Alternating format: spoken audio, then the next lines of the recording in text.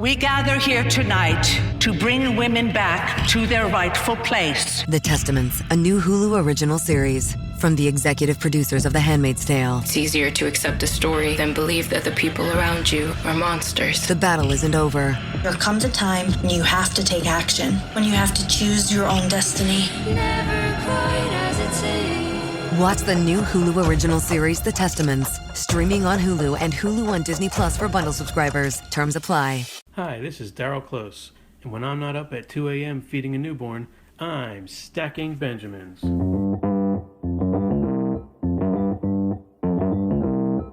Live from Joe's mom's basement, it's the Stacking Benjamin Show.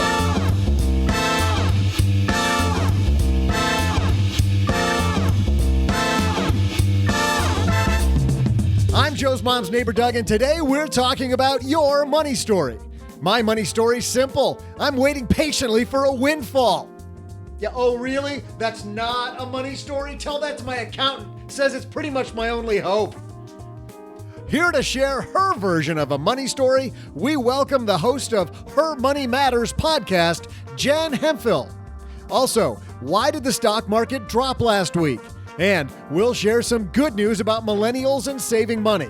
But that's not all. We'll still throw out the Haven Lifeline to Michael, who wonders about a health savings account at his company. We'll tackle another listener letter, and I'll share the best story on this podcast, my trivia.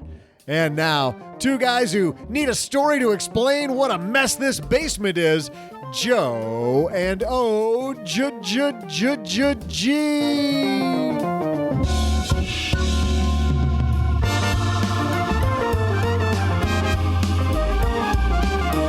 You're the one that got it dirty.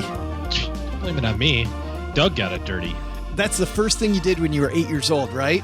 You immediately I pointed my finger quicker than my brother did. That was always you had to be the first one. You had to. It's like that Family Circus cartoon where it had like the invisible character named Not Me. And who, do you remember that? Yeah. Those funny pages, who did it? Well, Not Me did it. And it's this kid that always got in trouble. Oh, Mom made sure I saw that one. Oh, yeah. Mom specifically. Look at this one. See? We have Not Me in our family. Hey, everybody. Welcome to the Not Me Show. I'm Joe Saul-Sehy, Average Joe Money on Twitter. And across the card table from me for another week, it's the one and only other guy, as we call him OG. I am the one and only. And I saw somebody on Twitter the other day. What was that about? Broadcasting themselves as the other guy. I got to trademark this stuff, dude. It was so weird, too, because there was no context. They showed his face and everything. What's that about? I know. Why it said the other guy. I'm raving fan, maybe? I'm not sure. If you're going to try to steal something, at least do it correctly, right? Come on, get it right. Hey, you know something else people get wrong, OG? 48% of all Americans, according to a 2016 Gallup poll, don't own any stocks. That's horrible. M1 Finance is out to change this trend and help everybody really be invested. They built an incredibly powerful and yet amazingly simple online investing tool. You can open an account with as little as $100. With M1, you can select from one of dozens of professionally designed portfolio pies, as they call them, or customize it to your liking by selecting any securities from the NASDAQ or the NYSE. M1's flexible, so it grows with you as your needs change over time. Give it a try. Check out M1 Finance today. It is free with a capital FREE. Use it on the web at M1. That's M1finance.com, StackyBenjamins.com/M1Finance, or download their mobile app on iOS or Android. M1 Finance, be invested. And thanks also to LegalZoom for supporting Stacking Benjamins. Head to LegalZoom.com today and get a special savings when you enter SB at checkout. LegalZoom, where life meets legal, LegalZoom.com.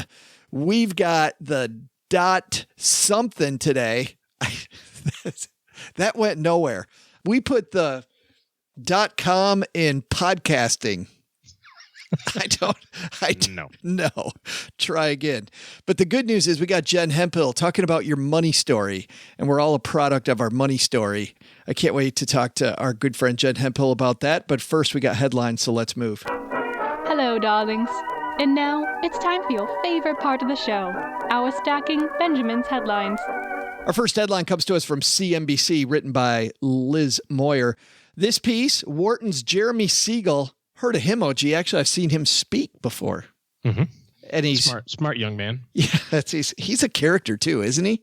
Yeah, a little bit. Yeah, this guy knows how to tell a story that makes a ton of sense. He says a market correction could be just what investors needed.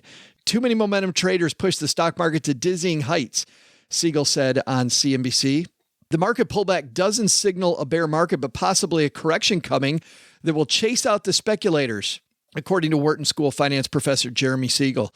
We just had too many momentum players, Siegel said last Monday on CNBC's Squawk on the Street. The rally got a little overexcited. You think the rally got a little overexcited? I don't know. I just love the fact that all these people have opinions on, well, today's the day it starts to go down, or today's the day it starts to go back up, or it's going to go down 10, or it's going to go down 15. It's going to go up 10, up 15. Wait, Jeremy Siegel didn't say he knew where the market was going. He just kind of said. He just kind of said he doesn't. It was at dizzying heights or something like that. Right. Okay. And he doesn't think it's a bear. So that may say a little something to your point. But all he said was the rally got a little overheated. According to what? According to him. To him, apparently. According to the fact, no, there's a lot of data that says that. I mean, look at the month of, we've done stories about the month of January and December where more money has gone into equities than any time before. Money just pouring into the equity markets. Seems like a little overheated rally, don't you think? I like the baiting, but I'm not going to bite. I just don't know, and it doesn't matter. That's the thing that bothers me the most, is that you've got, whether it's Jeremy Siegel, and he's certainly the less callous of the group, but Jim Cramer or Nouriel Roubini or any of these other talking heads on these television programs that their only job is to sell advertising, mind you. So they've got to sell something. They're selling their book. They're selling their trading system. They're selling their, whatever eventually. What's Siegel selling? Going to Wharton? Maybe. I mean, he has a book. A number of them. He doesn't mention it. No, but I think of the salesman, and I totally get your point, because whenever a growth fund manager comes on CNBC, they talk about how great growth is right now and how we should be growth oriented. But Jeremy Siegel seems a little less salesy to me than the average CNBC guest. True, but I'm not just talking about the CNBC guest. I'm talking about CNBC itself, right? Like, they're trying to sell advertising and sure, all this other. So what people need to come on TV and say is, this is perfectly normal. We have no idea what's going on. Nobody knows what's going on. No one can forecast what tomorrow will bring, or the next day, or the next year. But 70% of the time the market goes up, so you should probably keep on investing. The problem is that you can only say that 2 or 3 times over the course of a year before there's no sense in having a television program anymore. Before the market downturn a couple of weeks ago, the S&P 500 added 32% from the November election through Thursday before last. So it says here, even a 10% decline, quote, isn't a disaster. Oh, it'll feel like a disaster. Which, how many times have you heard people talk about what a disaster that the pullback has been? Oh, it's the end of the world. Cramer even said it's broken, right? Something was broken. He's already got his opinion about what's going on. Oh, well, he just said thingies are broken. But might not have used the word thingy. That was the who's it's and the what's it's. I saw an article that maybe it was because of quant trading. I saw that too.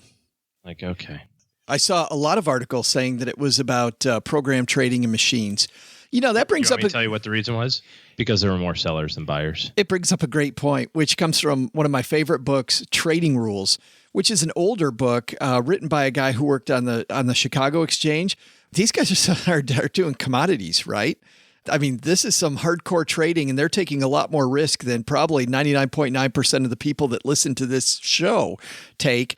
And this guy, in his trading rules, one of his first trading rules, OG, is realize just how small you are and how your brain will never get around exactly why stuff happens. And everybody tries to tell you why they think something happened.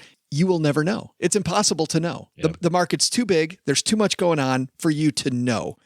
So, but I still think that's fun to bait you, and I get upset when you don't take the bait. That's kind of annoying. Let's move on, see if I can bait you with this one.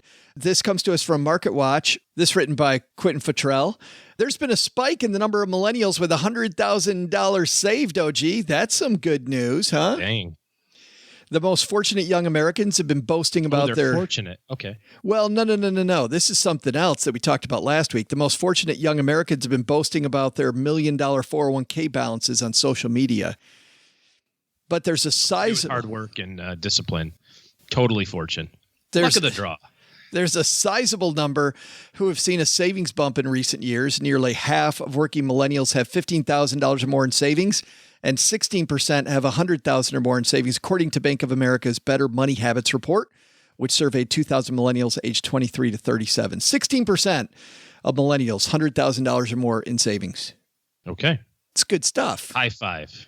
What, do you want a cookie? Well, good job. And actually, that's a good point. They have $100,000 saved. My first question, why?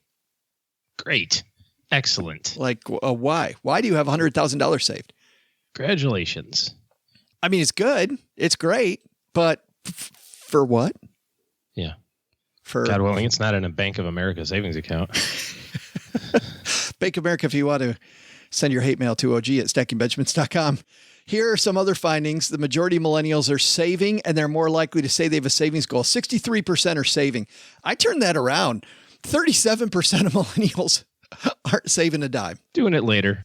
They're just going to do it later. Can we afford to have a third of our millennials not saving any money? How is that any different than any other generation? Good point. They're more likely to say they have a savings goal. 57% have a savings goal. Once again, 43% that don't really have a savings goal. So if you take the difference between those numbers, you have a significant number of millennials that are saving money with no goal. Mm-hmm. Which is better than not saving with a goal. Agreed. But by the same token, yeah. I want to jot down a few ideas, maybe on a scratch piece of paper or something. But going back to Jeremy Siegel in this, wanting to figure out where the mistakes were made, you're more likely to want to know where the mistakes are made and wonder what's going on with the market and get involved in the hot stuff if you're not saving for a goal. I think saving for a goal keeps you grounded in volatile times. Well, it keeps it from those other things entering your mind, like, well, maybe I should get into this stock or maybe I should get into that stock. I have an interesting story. Maybe we'll talk about a little bit later. You have an interesting story? That's a first. You've been waiting 5 years for the interesting story. We're just trading jabs the whole morning. I like this. This is getting this. I'm feeling a little frisky. It's about time we got the interesting story. We have what I will call an interesting story. Maybe you won't. He said as he chuckles to himself at the end of it. I got a funny, but not a ha-ha funny story. Anyway, more ironic than ha-ha funny. Nevertheless, maybe I'll talk about it a little bit later, but where you can get trapped into some of these kind of weird things if you, like you said, you don't have a goal for your money. If you've got a plan for savings or goal that you're trying to accomplish, then you kind of can keep the noise out and you just keep on your path. Here's a troubling statistic. While millennials are likely to bring up the topic of salary at work, that's not always the case at home. Nearly 1 in 5 millennials don't know how much their spouse or partner makes. I'd definitely keep that from her. Mrs. Ochi has no idea how little money you make, does she? No. Champagne diet beer budget here in the OG household. We're saving it for later, honey. We're saving it all for later. She's like, where's all the money? I'm like, oh, it's put away. It's savings. Millennial studies suggest have fewer responsibilities than our older counterparts. They're more likely to rent than own property, and unlike their parents and older siblings, are less likely to have kids. They spend more than an average of $2,300 per year than older generations on 5 key items: groceries, gas, restaurants, coffee, and cell phone bills, according to personal finance site Bankrate. And they spend $233 per month on meals versus $182 for older generations. I kind of think, though, as people get older, you really start locking that budget down. Well, it's just circumstances, right? I mean, if you've got, a family of 5 and 3 of them are under the age of 5, you're not going out to fancy dinners anymore. You do that a lot less or whatever. So you spend more time cooking at home. Just circumstances more than anything. I don't know, man. When I was a financial planner, I felt like a lot of my older clients, especially ones in retirement, had a firm grasp of their budget. Like if I had to categorize one group of people that had the firmest grasp of their budget, it was retirees. Yeah, I agree with that. I mean, I did a whole bunch of dumb stuff when I was a millennial. Well, I guess I never was a millennial, but you know what I mean? When I was that age. But I still do a lot of dumb stuff. But what if we treat it that way? I mean, what if we treat it like we have a fixed amount of money? And we've had some people that are great savers on, and that's kind of the recurring theme, isn't it? You know, I feel like I've got this fixed amount, and it's different than what I make. What I make has nothing to do with what I spend, and what I spend is in this lockbox. It's this airtight box that I'm not going to spend more. You got to save first, right? You got to pay yourself first. We've learned that from finance day one. Always make sure that you pay yourself first. So people who establish that habit right out the gate. I had never heard that before today. I thought you coined that. Just breathe through it. Feel the burn. Feel the rage growing inside of you. Welcome to the dark side. I can sense it within you. The show's on a bender, Your folks. Hatred is. What does he say? Your hatred grows. Welcome to the Off the Rails. Strike me down and join the dark side podcast. I think our lessons for today is don't podcast with OG after 4 cups of coffee. And then number 2 is think you know where the stock market's going? Doesn't matter. Stick with your goals. Have a goal. Stick with the goal, and that'll get you through it.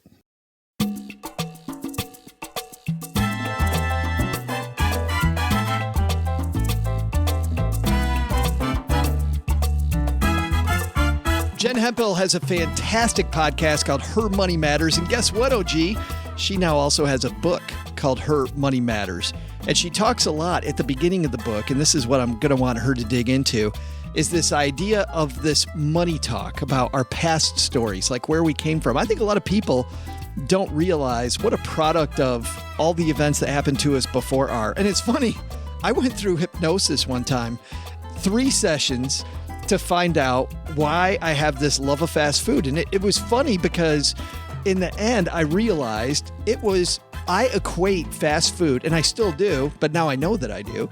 I equate fast food with like warmth and family, because we'd go get my dad from his work break and we'd go to a fast food joint, you know, because he didn't have much time, and we'd sit there together. And I remember laughing and having fun over hamburgers.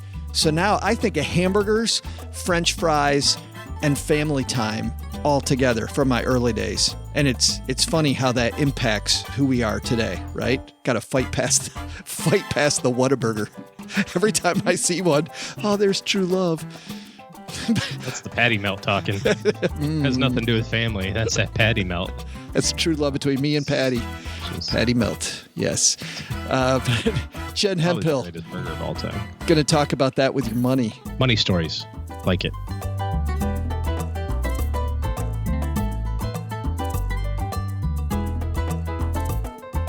Jen Hemphill, how are you?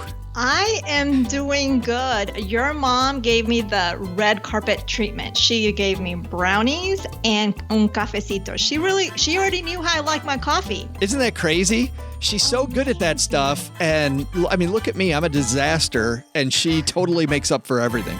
And then you had my type of music as I came down the stairs. Well, that was just amazing. Thank you. That was red carpet treatment at its best. Yeah, I should lie and tell you that's for you, but that's like my favorite song to bring people. Da, da, da, da, da. Love it.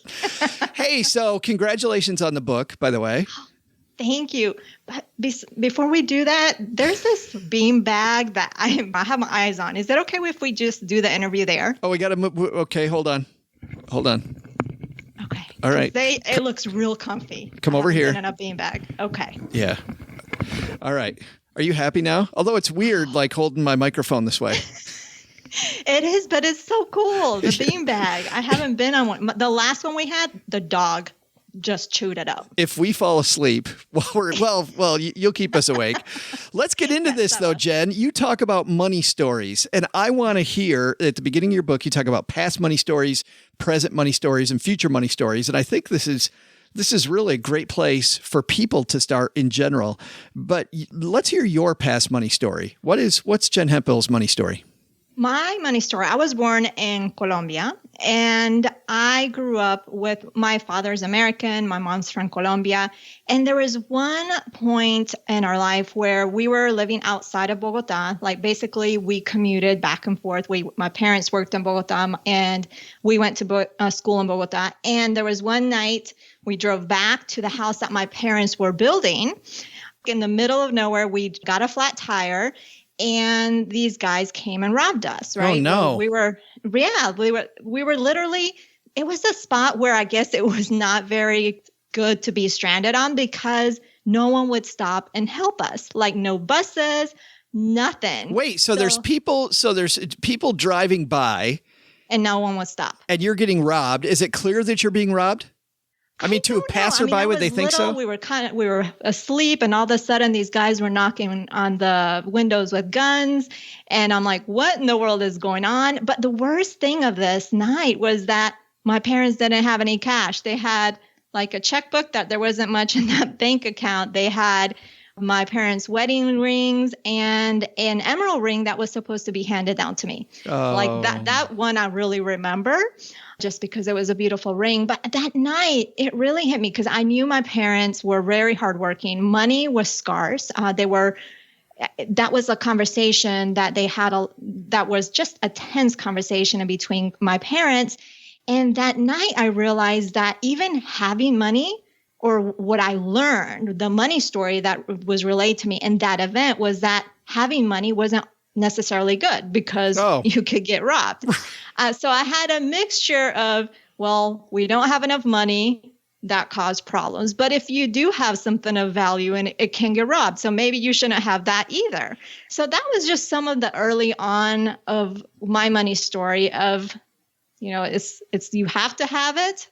But, a lack of it causes problems. And if you have it, because on top of that, my dad's from, he was the gringo, right? He was from the U.S. Right. So in that time frame, of course, this is no cell phones. I'm aging myself. In the early 80s, the perception of Americans was that you had money automatically. So my dad was 6 foot tall. And in that time, that was tall. Like in Colombia, 6 foot tall was like a giant. And on top of that, pale, freckles, red hair, you had money. Like that was like the tall tale sign that you had money. So that was another thing in Colombia that attracted people with my dad because it's like all of a sudden they saw him, oh, he must have money. So it was just, I remember, and my dad would tell me, yes, I would have to grab your hand and run down the street as soon as it looked like he was going to get robbed. It was interesting times. So it was a lack of money caused problems, but then having money or the perception of having money also caused problems. But it's funny how so many people don't analyze, because I'm sitting here thinking, how many people have that same feeling, right? We say, I was reading this piece recently saying, whatever we decide to desire, we largely get what we focus on. Like if we focus on something all day long, we get that thing. And the problem is we focus on the wrong thing. And if you're focused on having money is bad, that's a huge barrier to fight through. Absolutely. And that's something that, I've overcome over the years, but it's something that I not struggle with. But for example, I am still from my upbringing and just the experience I had, I will still lock my door outside in the driveway. I mean, that's just still instilled me I don't know if it's, and I feel secure, right? But for some reason, I still have that habit. Oh, nope, something could happen. And we lock that door. But yes, you're right. You have to work through that because if you continue to think those thoughts, it can definitely limit you in what you can achieve. But you've taken that and you've kind of turned it into a positive because now, because you think you have this kind of scarcity mentality built into Jen's head, like you negotiate everything. Yes. Oh, negotiating. I think it's the Latina blood in me. That's what I saw early on in my childhood, negotiation. And when I got married, I married a military man, and that wasn't anything that he would do. But I would I would get on the phone, negotiate our bills anywhere that I could. And this is not, you can't go to a grocery store necessarily, right? And negotiate down your groceries. You can try, but there was a point where early on in our marriage that I would do that and my husband was embarrassed. Really? He was literally embarrassed when I would do that. He's like, just pay what it's, what they're asking you. I'm like, but you can negotiate a little bit here, right? What would you do? Would it be like a box of cereal has a little bent thing on it and you're like, oh, this is a little broken, so I'll give you $2 instead of $3, or what would you do? I knew, when I got married to my husband, I had been in the U.S. for a while. So I wouldn't negotiate at the grocery store. But then again, we also lived overseas. And there, like when we lived in Peru for a time, oh yeah, that was on. Like we would go bartering, negotiating. And he was like, why do you still have to do that? I'm like, because we can save some money. But then later on, he caught on and he came home one day. And he's like, you would be proud of me. He had negotiated something or asked for a discount or something to that extent. And I'm like, yes, he's finally turned around. What's the key? What's the key to negotiating? I mean, let's go from Money Story. I want to get back to Money Story here in a second. But with negotiating, what are some of the keys to remember? Well, the keys to remember, one is really understanding what the product or what you're buying is really worth. The point of negotiation is not trying to take advantage of someone, right? That's not the point. The point is just things are overpriced. So the point is just to lower it to a point that is just a fair price, right? So it's really understanding the value of that product, service, whatever you're dealing with, and what you feel it's worth. What is a good balance of what it's worth? And it sounds like just asking, like you'd never get it unless you ask. Exactly. Yeah, because I never ask. I'm totally. You don't ask? I'm totally like your husband. I'm like, well, no. I should connect you with him. He'll change your mind now. I remember Cheryl and I were in Mexico for the first time. It was actually my first time I've been to Canada because I lived in Detroit, but I'd never been anywhere but Canada. So I'm my second time out of the country, and we're in Mexico, and we're at this bazaar, and I bought these maracas. And it was funny because I said, oh, those are cool. My kids were like 2. And I thought, oh, this would be awesome. How much for the maracas? They told me how many pesos it was. I reach in my wallet to take the money out, and Cheryl kicks me hard. And I'm giving the person the money, and I get the maracas, and she's like, what the hell are you doing? I'm like, what do you mean, what the hell am I doing? I've just bought some maracas. No, that's their starting price. That's not what I'm like, oh, I hate this. I hate it. Just yuck. Oh, it's always fun. I enjoy it because it's kind of, for me, it's an adrenaline rush. Some people like to go to amusement parks and go on those rides. I don't like that. But negotiating, that is my thing for sure. So we tell ourselves our past money story then to loop this back around to find what our strengths and weaknesses are about ourselves, like the history of how we got to where we are. Right. And it's also to compare it to the present, because sometimes what happens is since we don't acknowledge our past money story, we're going to repeat those same cycles. Mm-hmm. So that's why it's important to understand the past money story, compare it to how you're feeling presently about your money, and see, are there any repeating patterns? Yeah, this idea of not having enough, the negotiation, I mean, those are all a part of who you are and know why you're where you're at. So that brings us to the second piece then, Jen, which is the present money story. What's that all about? Mm-hmm. So the present money story is how you feel around money now. And really, again, comparing it to the past money story, are there any repeating patterns, or are you recycling some of those thoughts? And then from there, if you are, how are we going to change those for the better? So if, let's say for me, we grew up hearing a lot of, we don't have the money and we can't afford this. So I found myself into my adulthood that I didn't realize that, but I was still thinking those thoughts, even though I was putting away for our emergency funds. We were putting away for retirement, but I was still thinking those thoughts, and I became very, very frugal. And there's nothing wrong with being frugal, but I wasn't enjoying life, right? So when I realized that, I had to take a seat back and just really look at, well, I am really limiting myself in how I think about money. So it's more of how do I want to think? How do I want to feel around money, right? Do we want to get excited and looking at the bank account? Because some people fear that, right? Looking at the bank account or going in and you're about to swipe the card and you're like, oh, is that going to be enough? So you want to shift those thoughts into more abundant ones, into more that serve you. So how did you shift it for you where budgeting became more fun? Really, for me, it was more about, of course, first was acknowledging the past, right? And that was there. And looking into how do I want to feel in the future around money. So I wanted to feel excited. I wanted to feel that we had enough money. I wanted to feel that there was nothing impeding us into what we wanted to achieve financially, right? So then from there, I started, instead of thinking we can't do this, I would ask us, how can we make this happen? Oh. So it was more of, let's say there was a trip that we wanted to take, but we were looking at our bank account. Instead of thinking, oh my goodness, that's not enough money, I would ask myself, how can we make this happen? And so it takes you to, okay, what kind of trip do you want to take? You look at the flights, or, the transportation to get there, everything that's involved in that trip. And then you figure out, you estimate a dollar figure for that trip, and then you work backwards. And from working backwards, you can look at, okay, how many months do I want to take this trip? And if you have that dollar amount, you can figure out a monthly number and see how you can work it in your monthly budget. It's always amazing when people start with the end in mind and then work backwards, how much easier it makes all this stuff. I mean, one thing you might do is even delay it, right? Just say, oh, I can't do that. So I'll just. And there's nothing wrong with that. Sure.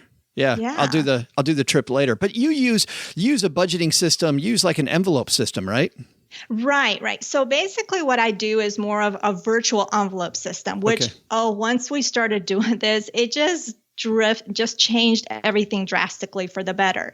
So typically we tend to have the checking account and the savings account, because that's what we're taught to do. One checking and one savings. But the reality of the fact is you can have many more checkings or savings accounts. So we have one main, what I call the billing account. So the income goes in that account and everything gets paid out of that account in terms of the main bills. But then we have a daily account that's where like our grocery money, gas money goes into, and it's automatically transferred twice a month, a certain amount. And that that daily account is where we have that debit card. So that really the key in this is not to have too many debit cards, because that's going to get really chaotic. Right. And then from there's two other types of accounts that we have. We have our maintenance accounts. So in our maintenance accounts, there's various of those. From there, we separate money for those non-monthly expenses or those bills that don't come every single month. So those are our maintenance accounts. And again, from that main billing account, a certain amount is transferred over into those individual maintenance accounts. And then we have our financial goals. So for example, the future car, we put money every single month for that car. Emergency funds, because we continue to put more in that. And then what is the other one? Travel. How can I forget travel? Right. We were just talking about it. Yeah, we were just talking about it. So it's really a system where it's like the main billing account, where it's basically the hub where all the money goes into. A daily account where is where you spend the most time in, because you're using that debit card. And then the rest, it comes from the billing account and it's filtered. And it's basically you're taking your budget on a spreadsheet and creating your action behind it. You're making it alive. And these are physically, just so people know what you're talking about, these are physically different accounts. These aren't like partitions on a piece of paper. You went down to the bank or online or whatever and opened up 5 or 6 different accounts. Yep. And you can do that. I mean, just know your bank, shop around with your bank, know their fees, know their minimum amounts that you need to have in there, those type of things. As long as you do that, there is one key too. If you decide to use savings accounts by law, just because the banks want you to save by law, you can't do more than 6 transactions or else they charge you a fee. Right. So depending on like the type of account that you want created, if you're, let's say for that daily account, is just a regular checking account because Sure. it wouldn't make sense for it to be a savings account, right? Right. So it's just taking those into consideration, and it really helps in tracking. I don't have to worry about keeping receipts because you can visualize the money so much more easily. It's all just coming out of these separate places. Exactly. Yeah. Exactly. No, it's pretty wild. And it's funny. I remember Tony Robbins once saying that when you hear advice, you know, some advice is an outlier, but when you hear it over and over and over, and it's funny how when I see people succeed with their budget, I keep hearing this similar envelope strategy, different iterations. Like yours is different than Mitchell Walker, who was on January 1st, but they're, you know, everybody's got a little different way of doing it. How long did it take yours to get where it is now, though? Well, we started this virtual envelopes, I would say about 6 years ago is when we started. Yeah. And then it took a few years to get it to where we wanted, because sometimes on those maintenance accounts, sometimes I would realize, oh, our kids' summer camps or our kids' sports, I forgot to consider that in the factor. So it took a little while to really get it to where we want it. And sometimes things shift and life changes and we just adjust to that. I love this, though. I mean, you know, I love the message of don't worry about it being absolutely right at first. It took you a long time to get it where it is now. Right. And then again, even when you do get it right, then life will throw you a curveball. It makes it wrong. Right. You know, we move a lot. So each time we move, we have to readjust anyways. Right. Yeah. But realistically, along the way, it didn't take you that long to set this up. Oh, no, it's not hard to set up. If you have a clear budget and you have an idea of where everything goes, you can create really those categories in your budget can become accounts, or you can combine some of those categories to one main category, and that becomes an account. So it really depends all on you. The last piece I want to talk about today, and what's funny is, I mean, we're talking about the very beginning of your book, chapters 1 through 4 of a book that's 23 chapters long, just to give people an idea of how little we're covering versus what's in the book. But the future money talk, you say that the people's future money, a lot of people don't have a future money story. No, we don't. We have maybe some dreams, right? We may have some idea of what we want. What's the difference? Really, the difference is on the money piece. Like, how do we want to feel about money? Because we may have dreams of living in a mansion or having 3 cars or whatever that is for you, but we don't think about how we want to feel about money. Because if we have these dreams of having these big house, but we may still fear money. We may still have limiting beliefs, right? So you want to have visions of the future of that. You want to get excited when you look at the bank account, right? Yeah. That you're confident that when you swipe that card, everything is going to be fine. Or that you are confident that, and you're so confident in your money that you're giving more to charity. Whatever that is, that excites you. But it's really about how you want to feel. It's what you want in your financial future, but how you want to feel around money as well. It sounds like that would kind of drive everything. Like I'm not surprised people don't have it, because I would ask people, what do you want to do later? And they'd always go, I just want more. I don't know. Exactly. And that doesn't get you anywhere. So having that, I mean, sounds like it'd be the driver. I love this quote from the book: the vision that you glorify in your mind, the ideal that you enthrone in your heart, this will become your life by, and this you will become. Nice Absolutely. stuff. Good stuff. Absolutely. Jen, you've been very generous, not just with your time, but also generous about this book, because you're making it available differently for our listeners than for everybody else. Yes. So really, if you go to jenhemphill.com/stackers, is this page just for you.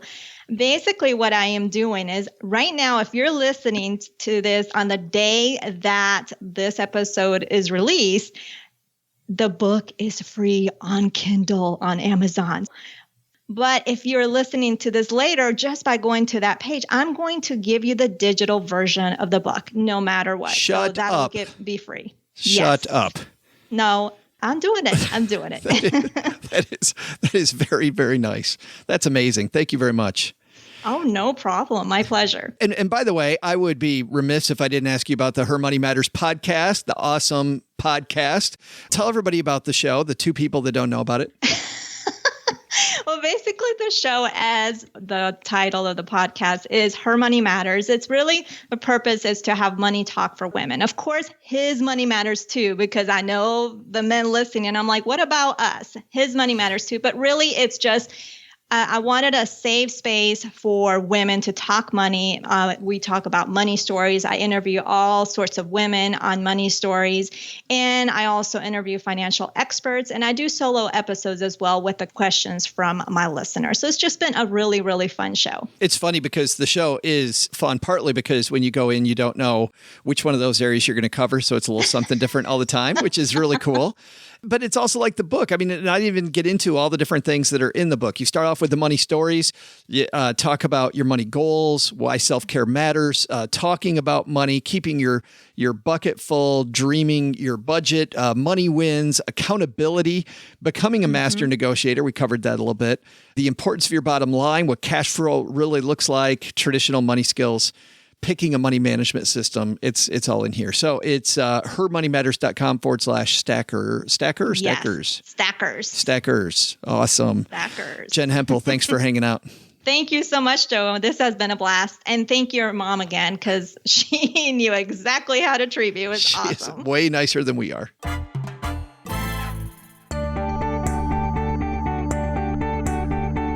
Hey there, trivia nerds. Man, did I hate that story Jen told about being robbed on the side of the road in Colombia. You know, I have a similar story. Somebody stole my glasses, had them right here, and I'm sure OG took them. So by somebody, I meant OG. Look at how smug he looks sitting over there. We'll take care of him in a second. But how about this trivia question? According to police, how many home break-ins occur during the average time it takes to listen to a Stacking Benjamins podcast? I'll be back with your answer and hopefully an explanation of why OG would take my glasses in just a moment.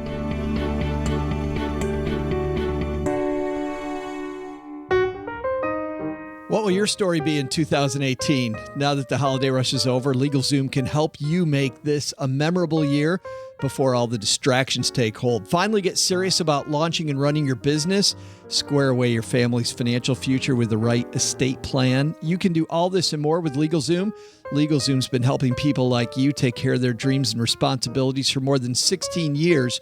They're not a law firm, but they have the resources to keep you on the right path, including advice from their network of independent attorneys, all at your fingertips. LegalZoom plugs right into your life so you can take care of the things that matter most. Go to LegalZoom.com today and get special savings when you enter SB at checkout. LegalZoom, where life meets legal. LegalZoom.com. Hey, Stackers, I'm sure you know by now that both my spouse Cheryl and I use M1 Finance for our personal investments. That doesn't make it right for you. You should do your own homework. We'll call that our disclaimer here up top. But recently, we've had exciting news from the team at M1 Finance. They've announced they're now a completely free-to-use investing platform. You heard that right. No fees, no commissions outside of the investments themselves. I sat down with Brian Barnes, CEO and founder, and asked what made him decide to make M1 Finance free. We believe in the future, all investing platforms will be free. So it was a decision to get ahead of the curve. It's obviously beneficial for the customer who will save money and be able to invest more. For M1, we have other sources of revenue, which were greater than the fee we charge. So the more people using M1, the better for us as well. So how about that? No fees, no commissions, just you with more money to save and in control of your portfolio. They'll even invest fractional shares for you. You take the wheel or have them invest in a professionally managed approach like some of the robo companies out there. It takes only a minute to sign up. Start by heading over to stackingbenjamins.com/M1 Finance. M1 Finance, be invested.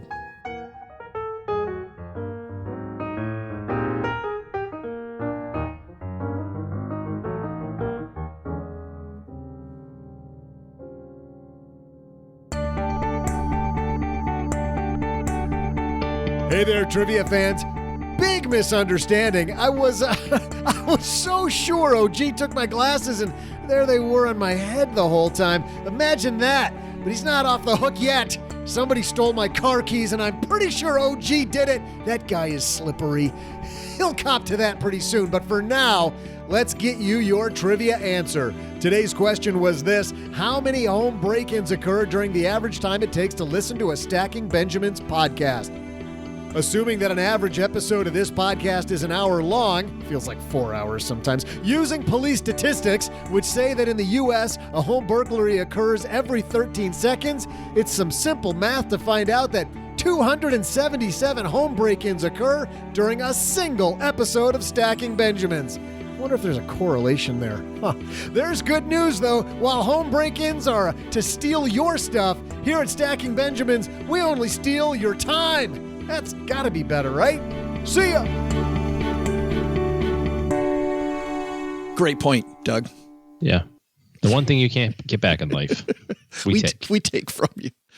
And 81, you're not nowhere near close enough. Yeah, sorry, I was underestimating the crime. Yeah, but while 277 sounds like a ton, when you think about the number of people that live in the United States, seriously. Totally way better. Yep. Don't you feel much safer about that now?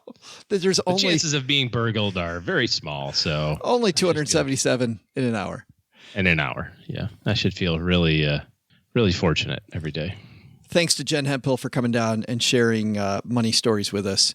Being held up on the side of the road when you're a kid.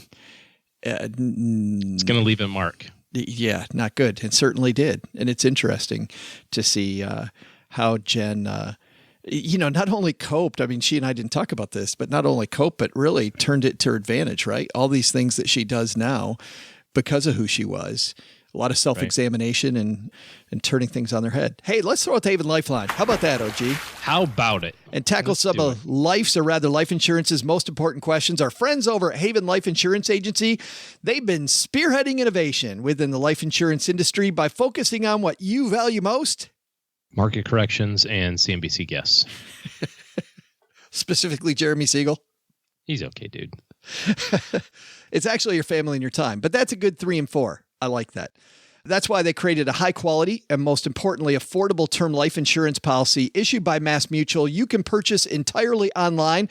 No need to wait several weeks, OG, for a decision when you can get one, bam, right now with Haven Life. Head to stackingbenjamins.com/Haven Life now to get a free quote and learn about life insurance the modern way. I always wonder when I go, bam, who I woke up. Like there's somebody in the audience who's on their run, did not expect me to go, bam. Gotcha. Congratulations. That was for you, person. The power of your voice is insane. It's a little scary, and not nearly as scary as this note from Michael. Say hi, Michael. Hello, Joe and the OG. I had a question regarding my HSA. The HSA provider that is offered and supported through my employer doesn't offer investment options and instead seems to just be a glorified savings account. Is there any way that I can invest those funds, or what are my options? Thank you, and I hope to finally learn something while waiting for dessert. Finally! And I like dessert too. Don't know what he's talking about, but let's talk HSAs, OG. What do you think? I think he should quit his job, throw his stuff at his boss, and go, I'm leaving. This HSA sucks. Out of this dump, and it's all because of the HSA. Yeah. HSAs are totally portable. You can have more than one. You can transfer money from one to the other without a penalty or a cost. But here's the thing to be aware of. Your employer will not probably match or give you kind of that HSA extra bonus money that they usually do in somebody else's HSA. So they've got a preferred provider with the, XYZ company, and that's where their $80 a month is going to go. You got to keep that open. But if you want to invest part of it or whatever, you just open a new one somewhere else and transfer the money. So no harm, no foul. You can have 100 HSAs if you please. I don't think that there's that many necessary, maybe 2 at most. But combined limits are still the max, right? You can only put in the maximum regardless of how many HSAs you have. It works just like an IRA, not particular. Well, but here's the question is that if you're working somewhere with a 401k, sometimes you can roll it over, but it depends on if they have right, plan documents that say that. Yeah, right. In-service withdrawal. That's what I'm trying to come up with.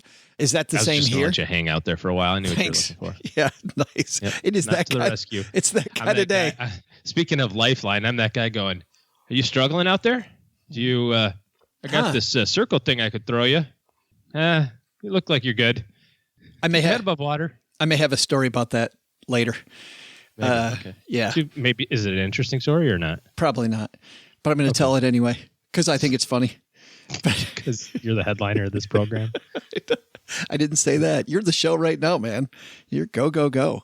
So no restrictions at the plan level, which is what you're getting at. Does the plan have to allow it? No, it does not. Excellent. Thanks for the question. Just open a new one, dude.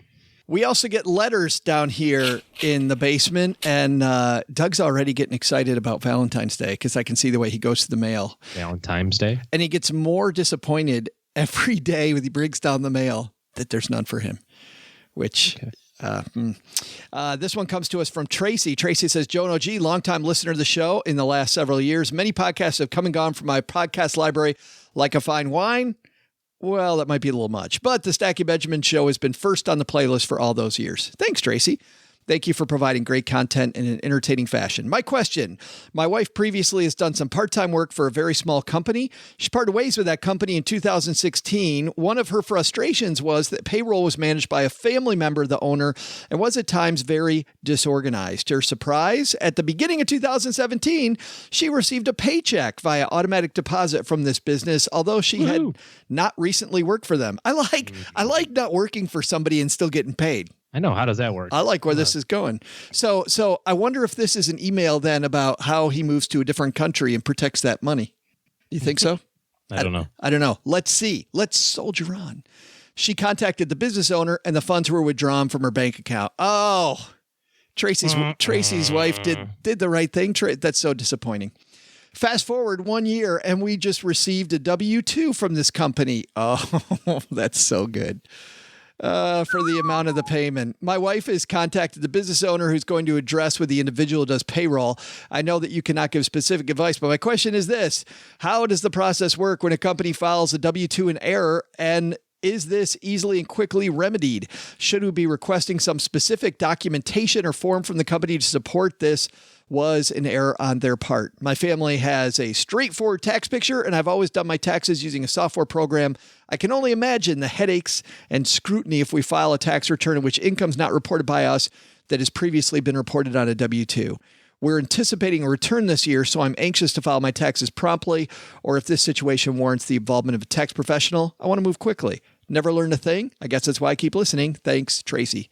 Thanks, Tracy. And let's talk about doing a do-over with the IRS. So they're definitely going to have to file a new form with the IRS, and you're going to want a copy of it. It's going to be a corrected W-2. Now, when you go to file your taxes, you can put in that W-2 if you want as all zeros to kind of show that you received that there was a W-2 that was all zeros. But you definitely want a copy of that. So it should be a pretty easy fix for them, pretty painless. All they have to do is just fill out a new W-2, the employer side of it, send it to the IRS on your behalf, but mark the box at the top that says corrected. And that just tells the IRS this is the most recent version of it. Use this one instead of the other one. And so when they match it up in their computer systems later on down the line, it should work itself out. So not the end of the world, an extra step, but it really shouldn't take them but just a few days to process this for you and get you a copy of it back. Thanks for the question, Tracy. You got a question for us. Here's what you do. You head to stackingbenjamins.com and right on the top of the website, you know what it says? It says question for the show. Click that link and you'll find all the ways you can communicate with us. And we're happy to take your question.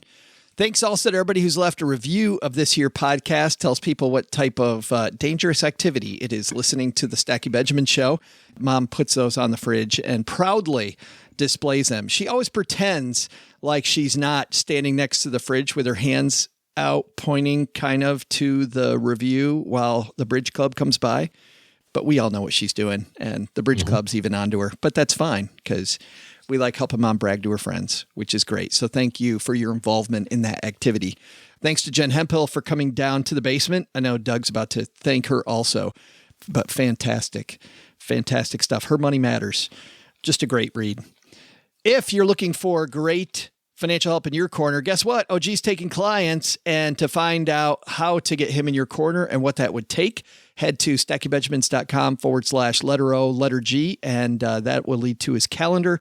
And you can have a one-on-one conversation with the OG. Mano y mano. About that. All right, coming up on Wednesday, it's Valentine's Day here in the basement. You know what that means? Frank Sinatra music. Mom's got the Frank Sinatra music going all day long. And we've got Elliot Weissman, who was Frank Sinatra's manager. He also was the executor of Frank's trust, which reportedly was $100 million. I said that's a lot of chocolate bars. I said executor of his trust, and all the attorneys out there listening is like, there's no such thing as executor of a trust, Joe. Executor of his estate. Thank you very much. Much better English there. All right, that's going to do it for today. Doug, what should we have learned? So, what did we learn today? First, let's talk about the stock market. No matter what smart people like Jeremy Siegel say about the stock market, focus on your own plan and keep your eyes on the horizon. When stock markets sink, why is a much harder question to answer than financial news shows pretend. Second, your money story? Take some advice from Jen Hemphill. Analyze your past money story to realize how you make decisions, then evaluate your present money story to encourage a better future. Use your future money story then to create exciting goals. That'll help you towards saving money. But the big lesson? You might want to hold off on accusing OG of taking your car keys till you check your back pocket. Turns out they were there the whole time. I'm sure that guy's guilty of something, though. Special thanks to Jen Hemphill for stopping by to talk about her new book, Her Money Matters. You'll find it at Amazon.com, and if you use her link, hermoneymatters.com/stackers, you can download a Kindle version for free. Big thanks to Kathleen for helping me realize I've got a lot more money coming in my paycheck next month, thanks to the new tax bill.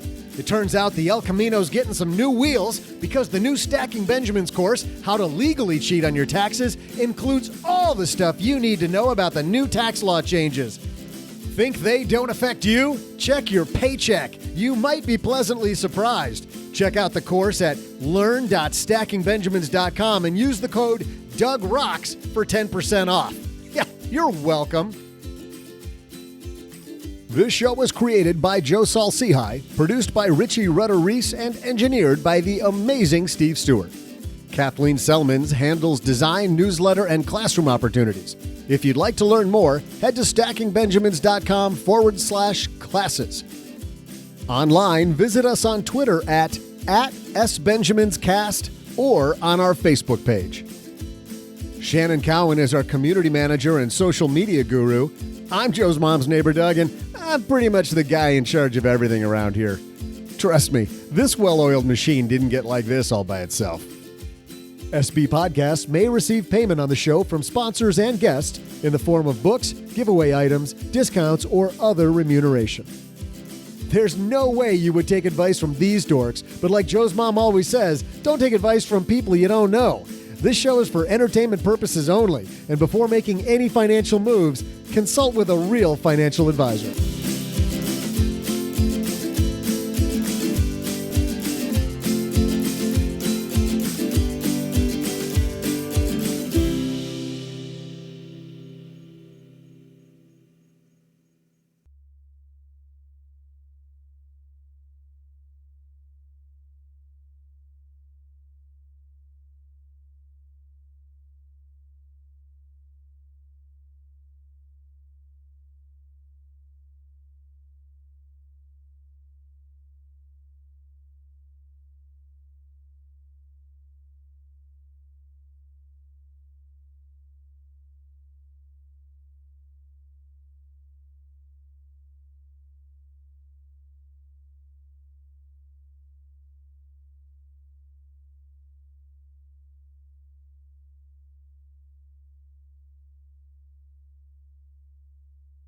Welcome to the after show.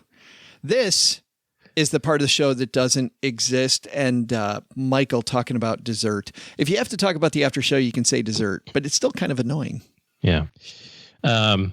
We both have stories. Mine, I think, is interesting and not ha-ha funny.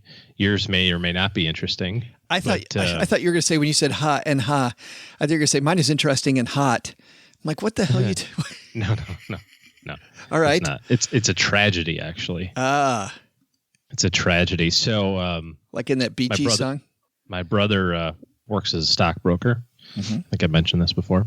And the last week or so has been a little volatile in the stock market, right? I didn't know that. And you didn't notice I didn't either. True story, though. I did not know that the market was down like 4.5% that one day. I was like, somebody was talking something like, oh, the market's really crazy. I'm like, oh, what did it do today? Like, seriously? It's down 4.5%. That's when you know you've had a busy day of meetings with clients. Yeah. Yeah. And you're focusing on the right stuff, right? Boom, boom, boom. Door shuts. Anyways, so here's a trade that you could do. If you're a trader, right, you can trade volatility, Joe. So it's called the VIX, right? And when there's low volatility and just kind of things are melting up, then the VIX is low. And when things swing all over the place, the VIX goes high, right? The other thing you can do is you can trade the inverse of volatility. So you can bet, hey, it's really volatile today, but I think tomorrow it's going to simmer down, right? You can do that. And rather than shorting the VIX, there's actually an investment that goes up when the VIX goes down. Does that make sense? Yeah. It's kind of stupid, but there's a product for everything these days. I'll spare you the ticker symbol, but let's just walk through this math. So my brother has a client who has $200,000 in his brokerage account, and 2 Fridays ago decides that it's been pretty volatile the last couple of days. I think it's going to calm down. I'm going to put my $200,000 on this volatility stock, but I'm going to bet that volatility is going down. So I'll make money if volatility declines. Follow? Yep.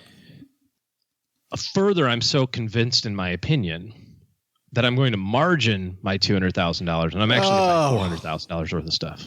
Oh. Okay. So I'm going to buy $400,000 worth of stuff. Well, it's not the end of the world. I mean, this is leverage, right? You're betting the farm and then some. But I'm just kind of thinking that volatility has been humming along at some of the lowest numbers ever, and I'm betting big money and money on margin that it's even going to go lower. Well, no, this is on Thursday, so it's already, that it's climbed. So you're thinking in theory, you're going, hey, this was just a one-day deal. Yes, right, we're going to get back to quote-unquote normal. No, I get it, but I'm still thinking, okay, anyway. Okay. Swinging for the fences, right? He sees this as an underhanded softball pitch, and he's trying to hit it out of the park. Okay. Goes to sleep Monday. It's around $400,000 in his brokerage account, $200,000 of which is a loan. Tuesday, the volatility that he's tracking catches up with the fund. And he had bought the fund at $122 a share. What did this volatility index close at Tuesday night? It was 122. That's what he bought it for. What did it close at? 1,000. No. He makes money when volatility goes down, but we know that volatility went up, so he's losing money, right? Right. Yeah, so you said, what did it close at? If it was at 122 and it goes up, he loses his butt. No, the fund went from 122 down. It's stupid how they do this. It's an inverse fund. I gotcha. Okay? Oh, the fund itself is an inverse volatility. Yes. Oh, okay, gotcha. Yeah, I don't know. 11. $122 to 11. Right. Now, let me fast forward. Which is funny because, just as an aside, it was kind of my number the opposite way. When I said I said 1,000, we're going the same thing. 10x'd it, yes. Right. So it happened so precipitously that the brokerage company couldn't cash him out of his margin when he passed the threshold. So when you have a margin account, right, you have to maintain a certain amount of what they call equity. You have to have so much at the table against what you've borrowed. But this happened in such a fell swoop that they weren't able to do it. So they cashed him out at $36,000 against his $400,000 position. And then, ladies and gentlemen, he got a phone call. Hello, sir. You'll notice in your brokerage account we sold you out of your position at $36,000. P.S. You put in 200. We lent you 200. We sold out the 36. We're going to need a check for $165,000, please. Oh. Could you wire that by close of business? Oh. And that, ladies and gentlemen, is how you totally piss away with no hope for recovery $250,000. Let's talk like this dude went to bed on Monday night with 400 grand, of which 200 was his, and went to bed on Tuesday night with an IOU for $160,000. That's a bad day. How much margin would you like, Joe? If you're going to use margin, ladies and gentlemen, buy normal stuff, please. Don't buy inverse bear ETFs of volatility or some god-awful thing. Anyways, see, it's interesting, but not ha-ha funny. What's your story? Mine Funny, was, not ha-ha funny. well, and mine was kind of a look behind the curtain at new financial advisors. You were talking about how you were leaving me out there. Just in the old parlance we used to use in the firm I was with, we call it hanging you out to dry, right? Oh, okay. Because the here's firm I was used to, we call that Bravo Foxtrotting. because here's what would happen. Brand new financial advisors in classes, you'd also spend a lot of time learning about what you were doing, learning about the firm, learning about financial planning, but you go into meetings and generally you wouldn't talk. And then a little bit at a time, the person you were in meetings with would let you talk a little bit more, and a little bit more. And in my particular office, the training staff, the experienced advisors that would go into meetings with clients with you as you're learning the ropes, they would have a meeting, and you never knew when it was coming, but you knew it was coming when they would, quote, hang you out to dry. Meaning it was the one meeting where they were going to sit there and they were going to let you spin your wheels because it was time to take the training wheels off. And so, Joe, why don't you show us in the plan where you came up with that calculation? Right.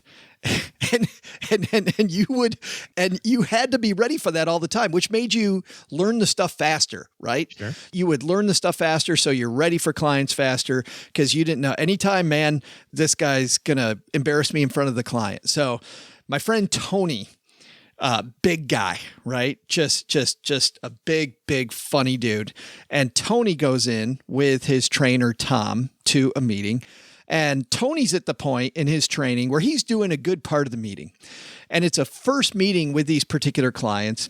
And Tony starts off asking them some questions about their goals. And then he asks about how much money they have. And Tony gets everything down on paper in front of him.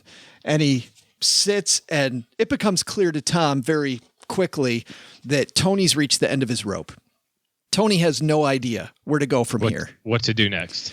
Yeah. So Tony turns to Tom and says, kind of jovially, because Tony's a very jovial guy, goes, "Hey, Tom, so what do you think of this?" And Tom looks back at Tony with this little grin on his face and goes, "I don't know, Tony. What do you think about it?"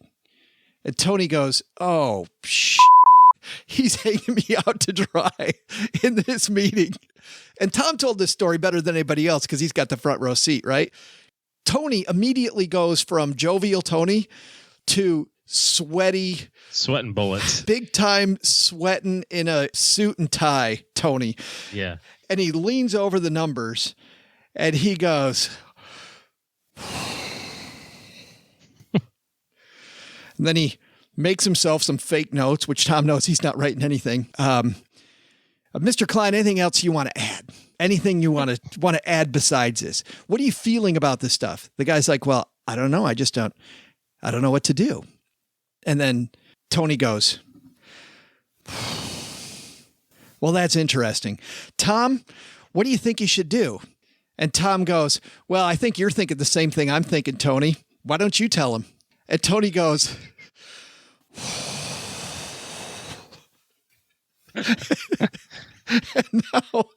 and now the client's like, "Dang, what do I got, cancer or what's the deal?" Well, the client does. The client leans forward and goes, "Is it really that bad, Tony?"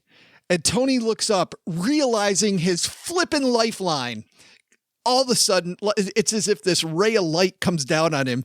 And he looks up at the client and he goes, "Oh, yeah, it's really bad. And it's going to cost you $350 for me to figure this out for you." And the client goes, "Well, if it's that bad, I think I got to pay you. Deal." Now, the good news for people that hate that story as much as I do, Tom knew what he was doing with financial planning. And the client, I'm sure, ended up getting a great financial plan and ended up getting value for their money. But the fact that the client purchased Tony's inability to do anything just still makes me laugh. Mm-hmm. It's kind of like people that listen to this show. They continually purchase our inability to do anything. That's why. Only we have no commitment to any semblance of excellence anywhere, actually. People think we're joking when we say if you learn something, keep it to yourself, because it's probably not right.